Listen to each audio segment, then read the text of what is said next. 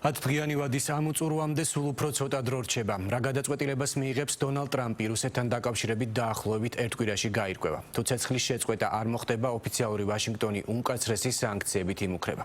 მანამდე მოსკოვში შტატების პრეზიდენტის სპეციალურ წარმომადგენელს ელოდებიან. სავარაუდოდ სწორედ სტივ ვიტკოფის ვიზიტის შემდეგ გაირკვევა, როგორი იქნება ოფიციალური ვაშინგტონის საბოლოო პოზიცია.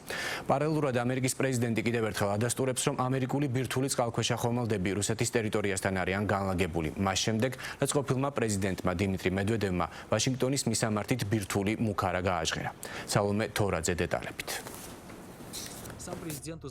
2000 წლის 12 აგვისტოს, მაშინ როდესაც რუსეთის პრეზიდენტი ვლადიმირ პუტინი ხელისუფლებაში სულ რამდენიმე თვის მოსული იყო, ბარენცის ზღვაში რუსულ წყალქვეშა ხომალდ კურსკზე აფეთქება მოხდა და დახმარების გასაწევად მზადმყოფ ბრიტანულ და ნორვეგიულ ეკიპაჟებს სამაშველო ოპერაციაში ჩართვაზე უარი მოსკოვმა მხოლოდ ორი მიზეზით უთხრა.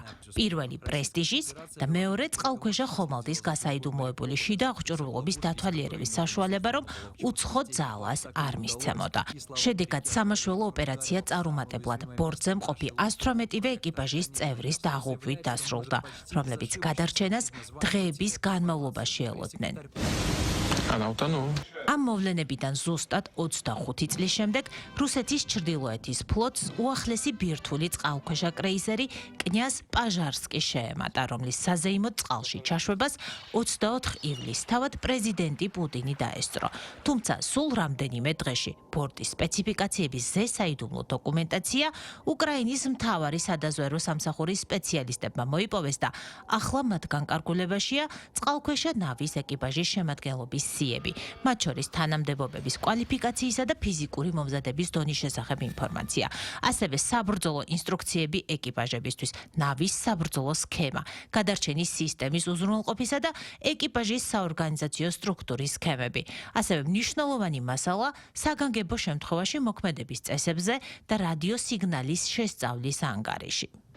ამის პარალელურად კი პრეზიდენტ დონალდ ტრამპის განკარგულებით რუსეთის ტერიტორიასთან უკვე რამდენიმე დღეა ამერიკული ბირთვული წყალქვეშა ნავებია განთავსებული, რადგან რუსეთის ყოფილი პრეზიდენტი დიმიტრი მედვედევი ვაშინგტონს არც მეტი არც ნაკლები ეგრეთ წოდებული მკვდარი ხელის სახელით ცნობილი ბირთვული პასუხით დაემუქრა. იმის გამო, რომ ტრამპმა რუსეთს უკრაინაში ცეცხლის შეწყვეტისთვის 10დღიანი ვადა მისცა.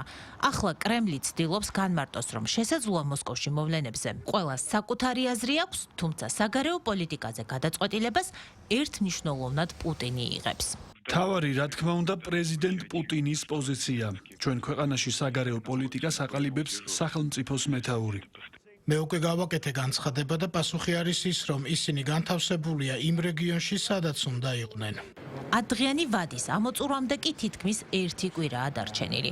თუმცა მანამდე მოსკოვს ტრამპის სპეციალური წარმომადგენელი სტივ ვიტკოფი ეწვევა, რომლისთვისაც ეს რიგით მეხუთე ვიზიტი იქნება. იმ შემთხვევაში, თუ რუსეთთან შეთანხმება ვერ მოხერხდება, ტრამპი ახალი სანქციების დაწესებას არ გამორიცხავს.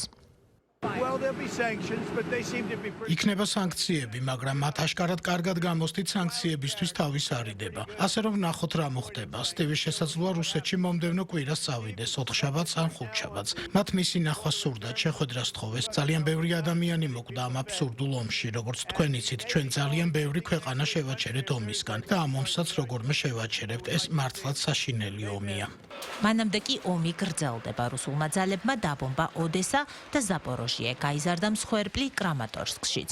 თავის მხრივ უკრაინულმა დრონებმა იერიში განახორციელეს ვოლგოგრადზე, სადაც შეწყვეტილია სარკინიგზო მიმოსვლა. ასევე ვრცელდება ინფორმაცია, რომ დაიბომბა სოჭის აეროპორტის საწვავის საცავი და ყირიმის აეროდრომზე განთავსებული ავიაგამანადგურებელი.